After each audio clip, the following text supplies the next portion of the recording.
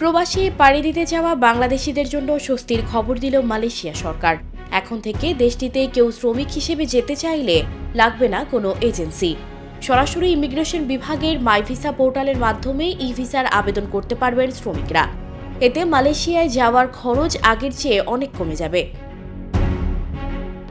শুক্রবার মালয়েশিয়ার স্বরাষ্ট্রমন্ত্রী সাইফুদ্দিন নাসুশন ইসমাইল এক সংবাদ সম্মেলনে তথ্য জানিয়েছেন। তিনি বলেন, বাংলাদেশি অভিবাসী শ্রমিকদের নিয়োগের বিষয়ে সরকার সরাসরি দেখভাল করছে। জনগণের সুবিধা বিবেচনায় মালয়েশিয়ার মানব সম্পদ ও স্বরাষ্ট্র মন্ত্রণালয় এই সিদ্ধান্ত নিয়েছে।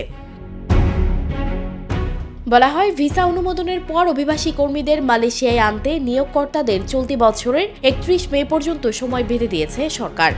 এসব সিদ্ধান্ত অভিবাসী কর্মীদের শোষণ রোধ করবে বলেও আশা প্রকাশ করেন মালয়েশিয়ার স্বরাষ্ট্রমন্ত্রী। এর আগে গত মাসে বিদেশি কর্মী নিয়োগে এজেন্টের হস্তক্ষেপ বন্ধের নির্দেশ দিয়েছিল দেশটির প্রধানমন্ত্রী আনোয়ার ইব্রাহিম।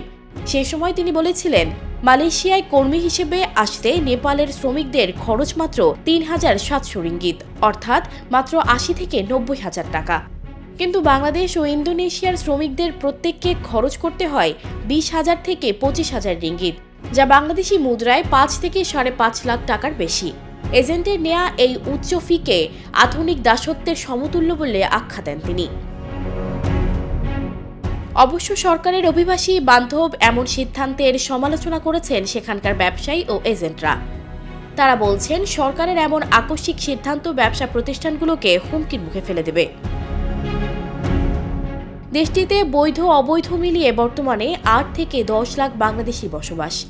বেশিরভাগই নিজেদের শ্রম এবং দক্ষতা দিয়ে বেশ ভালো অবস্থায় আছে। তবে দালালের খপ্পরে পড়ে অনেকেই কাজ হারিয়ে অবৈধ হয়ে পড়েছেন। সংশ্লিষ্টরা বলছেন, কোনোভাবেই দালাল চক্রে পড়া যাবে না, তাহলে কাজ অর্থ দুটোই যাবে। সানজিদা রহমান, প্রবাস খবর।